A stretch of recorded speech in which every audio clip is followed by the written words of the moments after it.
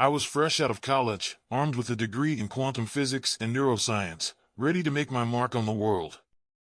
When Quantum Innovations offered me a position on one of their prestigious projects, I couldn't believe my luck.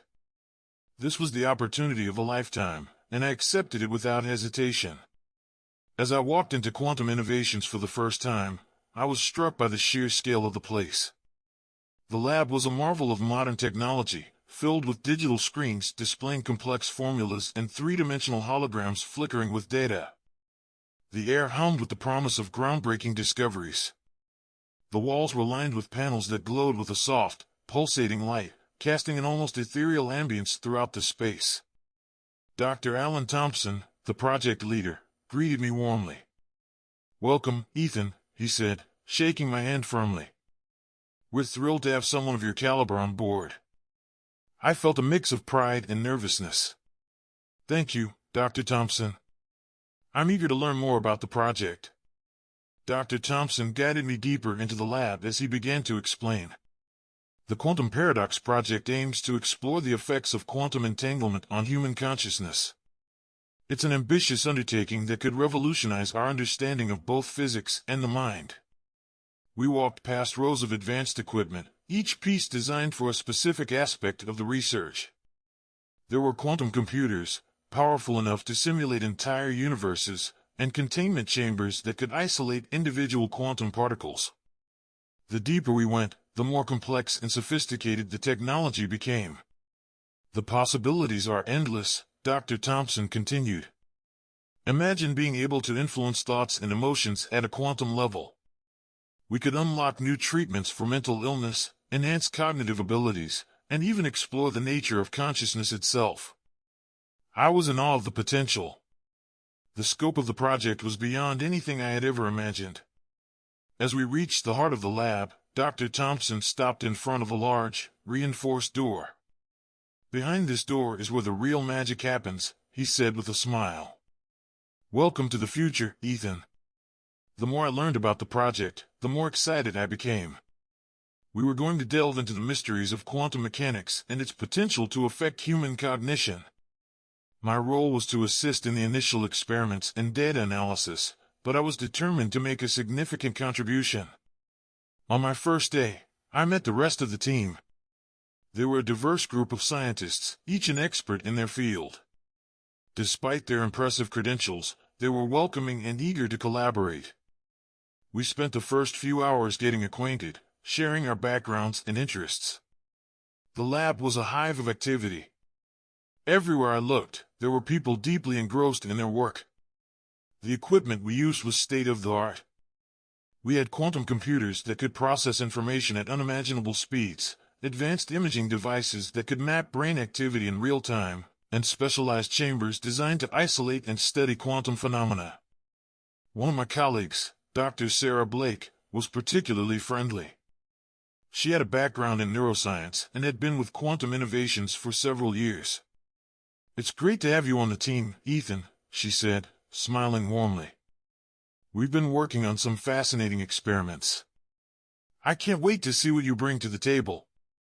As the weeks passed, I immersed myself in the work. The lab's atmosphere was electric with innovation. I spent long hours running simulations, analyzing results, and discussing theories with my colleagues. The complexity and potential of our research were both thrilling and daunting. However, there were moments when I noticed something strange. Certain aspects of the project were shrouded in secrecy, and not all information was freely shared. There were areas of the lab that were off limits, even to senior researchers. Whenever I asked about them, I was met with vague answers and redirected focus. One night, while I was working late, I stumbled upon a locked file on the lab's mainframe. Curiosity got the better of me, and I couldn't resist the urge to dig deeper. Using my credentials, I managed to bypass the security protocols and access the file. What I found left me stunned. The file contained detailed logs of experiments conducted on human subjects. My name was listed among them.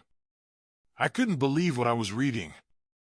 According to the logs, I wasn't just a researcher on this project, I was a test subject. I felt a cold chill run down my spine as I realized the implications. Every experiment, every test I had participated in, had been carefully orchestrated. My own consciousness was being manipulated and studied without my knowledge. The next few days were a blur of confusion and fear. The memory gaps, the strange dreams, they all began to make sense. I was living in a carefully controlled environment, and my every move was being monitored. I decided to confront Dr. Thompson. "Why didn't you tell me I was a test subject?" I demanded, trying to keep my voice steady. Dr. Thompson's expression was unreadable. "Ethan, you need to understand. The work we're doing here is unprecedented. The potential benefits far outweigh the risks." "Risks?" I echoed, incredulous. "You're tampering with my mind, my memories. How can you justify that?" He sighed. "It's not ideal, I know. But you're one of the brightest minds we've encountered. We needed someone with your unique capabilities." I left his office, my mind reeling. I knew I had to find out more, to uncover the full extent of what was happening. I started investigating the project more thoroughly, questioning my colleagues subtly, looking for inconsistencies in their stories, and spending countless hours combing through research papers and experiment logs. One evening, I discovered a hidden section of the lab that I had never seen before.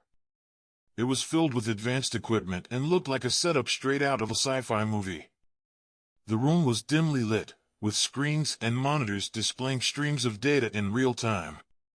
There were containment units and strange devices emitting a faint, eerie glow.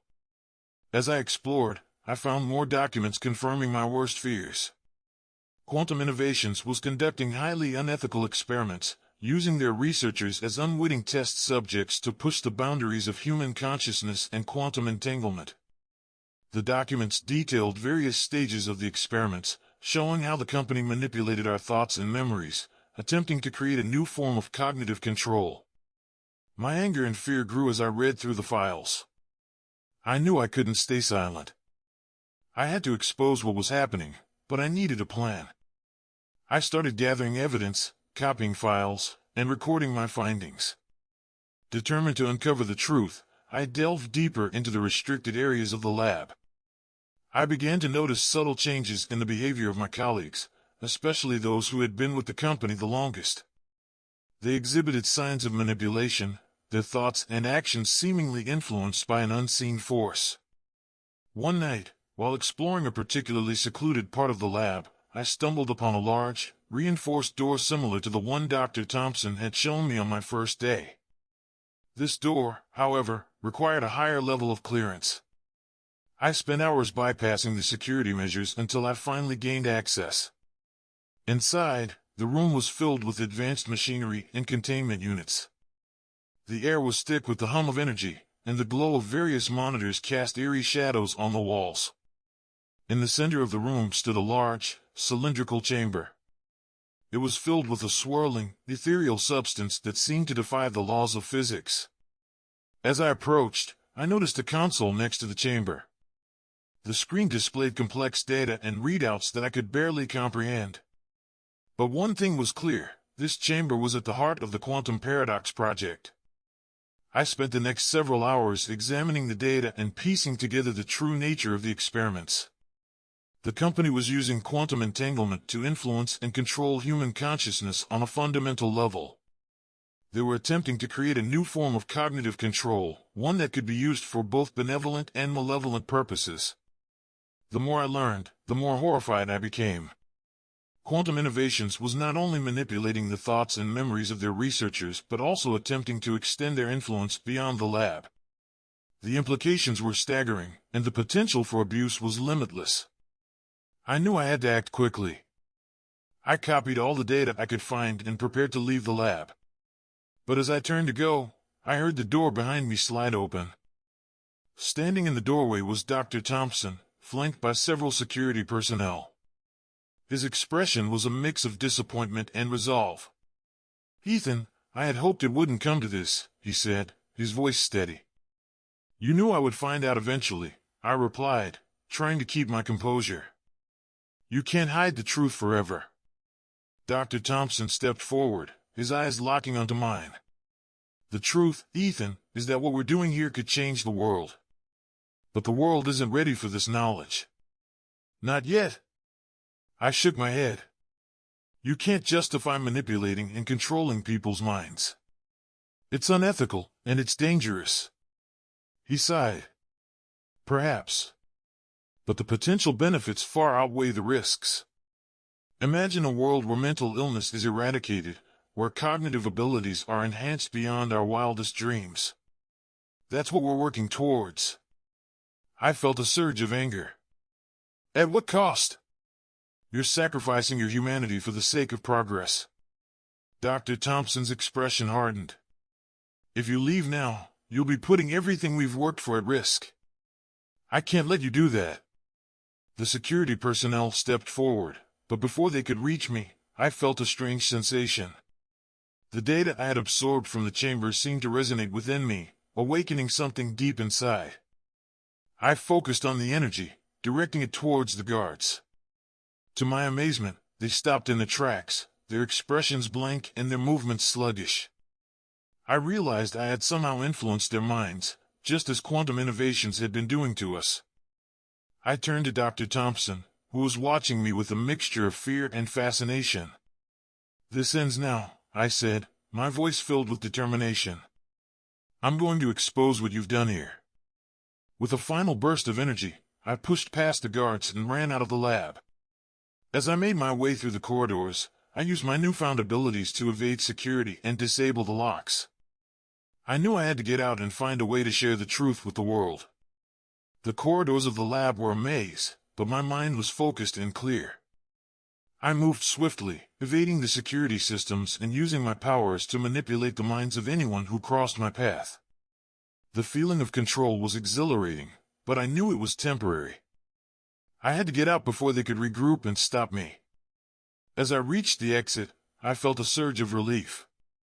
The cool night air hit my face, and for a moment, I allowed myself to believe I was free. But I knew the fight was far from over. Quantum innovations would come after me, and I had to be prepared. I sought refuge with a trusted friend, someone who could help me analyze the data and devise a strategy to bring quantum innovations down. Together, we planned our next move, carefully crafting a way to leak the information without exposing ourselves. As I delved deeper into the data, I discovered something unexpected. The experiments had given me the ability to manipulate quantum entanglement to some extent. I could influence the thoughts and actions of others, subtly bending reality to my will. It was a dangerous power, but I knew I could use it to my advantage. I decided to use my newfound abilities to take down quantum innovations from within. I returned to the lab, carefully concealing my presence. Using my powers, I manipulated the security systems and gained access to the restricted areas. I confronted Dr. Thompson in his office. "It's over, Dr. Thompson," I said, my voice filled with determination. "I know what you've done, and I'm going to expose you." He looked at me with a mixture of fear and respect. "Ethan, you don't understand.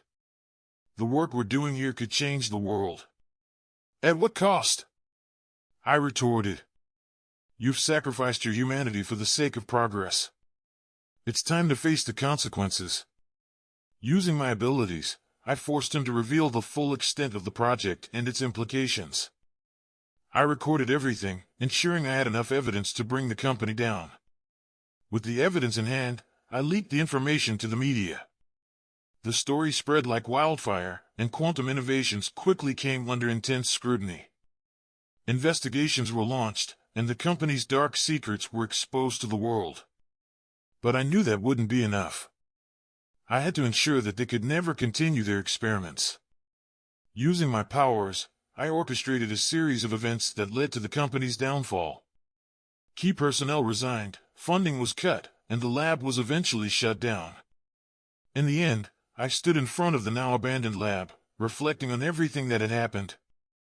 I had gained incredible power, but it had come at a great cost. I had lost my innocence, my trust in others, and a part of myself. But I knew one thing for certain: I would never allow such abuses to happen again. I would use my abilities to protect others and ensure that science was used for the greater good, not for personal gain.